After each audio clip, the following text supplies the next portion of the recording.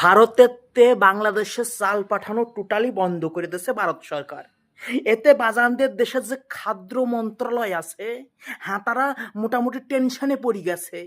কারণ ভারতের থেকে পর্যাপ্ত পরিমাণে চাল না গিলে পরে তাদের এই যে গিলা টোটালি মোটামুটি, মানে টোটালি বলবো না, মানে বলতে পারো একটা বিশাল বড় বিপদে পড়ে যাবে। তাদের দেশে যে খাদ্য সামগ্রী বেশিরভাগই আমাদের ভারতের থেকে ওদেরকে পাঠানো হয়, এবং তার জন্য কি যে খাবারের দামটা মোটামুটি নিয়ন্ত্রণে থাকে, সাধারণ মানুষ দুটো খাইয়ে মোটামুটি লুঙ্গি ভরিয়ে তারপরে চলাফেরা করতে পারে। কিন্তু যদি এই যে চাল ডাল এইসব পাঠানো বন্ধ করে দেওয়া হয়, তাহলেই তাদের জিনিসপত্রর দাম হবে সেটা ছিঁড়া, বুঝছো? মানে সাধারণ মানুষের দুই বেলা খাইয়ে বাইসে থাকা বিশাল দুষ্কর হয়ে যাবে।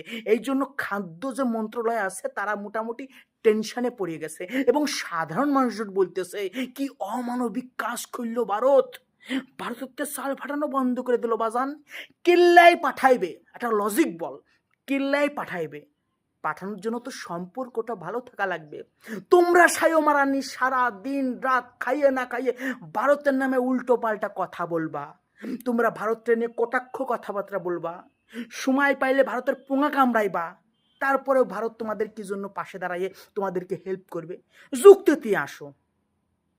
এখন ভারতের থেকে চাল না পাঠানোর জন্য মায়ানমার এবং চীন এদের কাছ থেকে আতক চাল লই আসার একটা বন্দোবস্ত চলতেছে, কারণ তাদের খাইয়ে বাঁচতে থাকতে হইবে। আতক চাল খাও, ভালো চাল তোমাদের খাওয়া লাগবে না। আতক চাল খাইয়ে লম্ফ জম্প মারিয়ে দেখো কতদিন চলতে পারো।